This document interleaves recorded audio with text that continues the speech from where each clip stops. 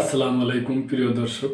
আপনারা জানেন যে জুলাই গণঅভ্যুত্থানের সময় গণঅভ্যুত্থানের পরে অনেকগুলো দলই আবির্ভূত হয়েছে।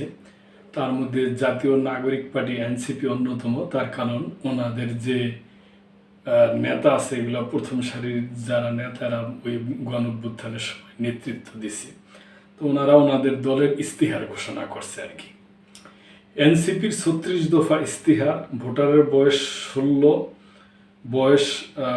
১৬, ১ কোটি কর্মসংস্থানের প্রতিশ্রুতি। আসুন প্রিয় দর্শক, বিশ্লেষণ করা যাক। এটি জাতীয় নাগরিক পার্টির ঘোষিত তারুণ্য ও মর্যাদার ৩৬ দফা ইস্তেহার। বর্তমান বাংলাদেশের রাজনৈতিক প্রেক্ষাপটে এই ইস্তেহারটি বেশ উচ্চাভিলাষী এবং কাঠামোগত পরিবর্তনের ইঙ্গিত দিচ্ছে আমার মতে। প্রিয় দর্শক, রাজনৈতিক ও প্রশাসনিক সংস্কার। ইস্তিহারের শুরুতে জুলাই বিপ্লব এবং বিগত বছরগুলোর বিচার বহির্ভূত হত্যাকাণ্ডের বিচারের উপর জোর দেওয়া হয়েছে। Truth and reconciliation commission. দক্ষিণ আফ্রিকার আদলে এমন কমিশন গঠনের প্রস্তাব সামাজিক ক্ষত নিরাময়ের একটি বড় পদক্ষেপ হতে পারে। প্রিয় দর্শক, হিসাব দাও ও পোর্টাল। মন্ত্রী এমপিদের সম্পদের হিসাব জনসম্মুখে আনা স্বচ্ছতা নিশ্চিত করতে সাহায্য করবে। ভোটাধিকারের বয়স ১৬। এটি একটি বৈপ্লবিক প্রস্তাব। এর ফলে দেশের বিশাল তরুণ জনগোষ্ঠী সরাসরি নীতি নির্ধারণে প্রভাব ফেলতে পারে। প্রিয় দর্শক, আমার মতে অর্থনৈতিক ও কর্মসংস্থান পরিকল্পনা। দলটি আগামী ৫ বছরে ১ কোটি কর্মসংস্থান সৃষ্টির লক্ষ্যমাত্রা নিয়েছে। চাঁদাবাজ ও দুর্নীতি। ব্যবসায়িক খরচ কমাতে জিরো টলারেন্স নীতি এবং রাজনৈতিক চাঁদাবাজি বন্ধের কথা বলা হয়েছে। মূল্যস্ফীতি ও জিডিপি। মূল্যস্ফীতি ৬% নামানো এবং কর জিডিপি অনুপাতে ১২% উন্নতি করার লক্ষ্যটি অর্থনৈতিক স্থিতিশীলতার জন্য জরুরি। ক্ষুদ্র উদ্যোক্তা।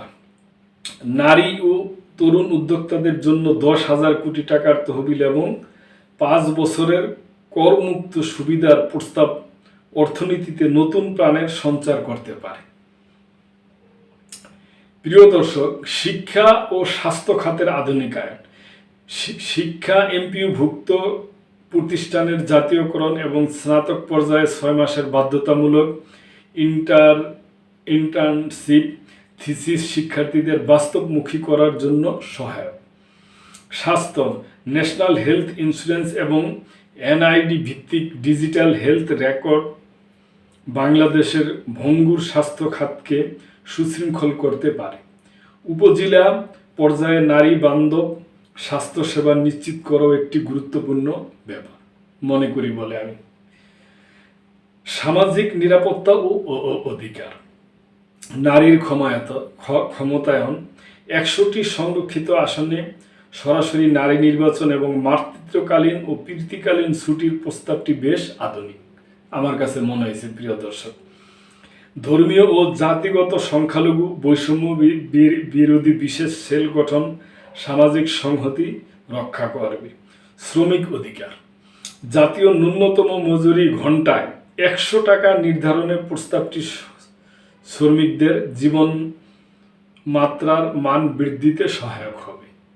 এইটা প্রিয় দর্শক একটা আমার মতে একটা নতুনত্বই। পররাষ্ট্র ও প্রতিরক্ষা। সীমান্ত ইস্যু। ভারতের সঙ্গে সীমান্ত হত্যা ও পানির হিস্যার মতো অমীমাংসিত ইস্যুতে কঠোর অবস্থানের কথা বলা হয়েছে। প্রতিরক্ষা। আনম্যান্ড এরিয়াল ভেহিকল ব্রিগেড গঠন এবং রিজার্ভ ফোর্স দ্বিগুণ করার পরিকল্পনা দেশের সার্বভৌমত্ব রক্ষার আধুনিক চিন্তার বহিঃপ্রকাশ।